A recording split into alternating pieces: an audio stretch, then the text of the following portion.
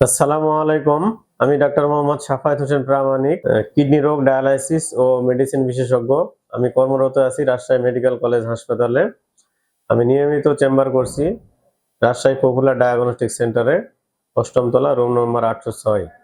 আজকে আমি আলোচনা করব আপনারা কখন কিডনি রোগ বিশেষজ্ঞ ডাক্তারের শরণাপন্ন হবেন। প্রাথমিক যদি আমি বলতে চাই, তাহলে প্রস্রাবের পরিবর্তন, প্রস্রাবের বিভিন্ন ধরনের পরিবর্তন হতে পারে, যেমন প্রস্রাবের রঙের পরিবর্তন, প্রস্রাবের জ্বালা পোড়া, ঘন ঘন প্রস্রাব হওয়া, প্রস্রাব আটকে যাওয়া। এই ধরনের সমস্যা হলে আপনারা কিডনি রোগ বিশেষজ্ঞের পরামর্শ নিতে পারেন।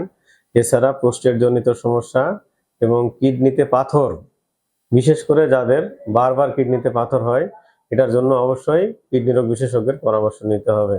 এছাড়া যাদের দীর্ঘমেয়াদী ডায়াবেটিস রোগ থাকে, আপনারা জেনে অবাক হবেন যে ডায়াবেটিস রোগী যারা আছে তাদের শতকরা ১০০ জনের মধ্যে ৪০ জনেরই কিডনি রোগে আক্রান্ত হয়। এই জন্য ডায়াবেটিস রোগীদের অবশ্যই একজন কিডনি রোগ বিশেষজ্ঞের পরামর্শে থাকতে হবে। এছাড়া যাদের অনিয়ন্ত্রিত এবং দীর্ঘমেয়াদী উচ্চ রক্তচাপ থাকে, তাদেরও কিডনি রোগের সমস্যা হয়।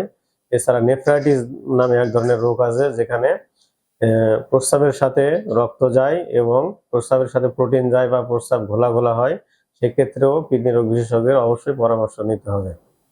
আজ তাহলে এই পর্যন্তই থাক। ধন্যবাদ সবাইকে।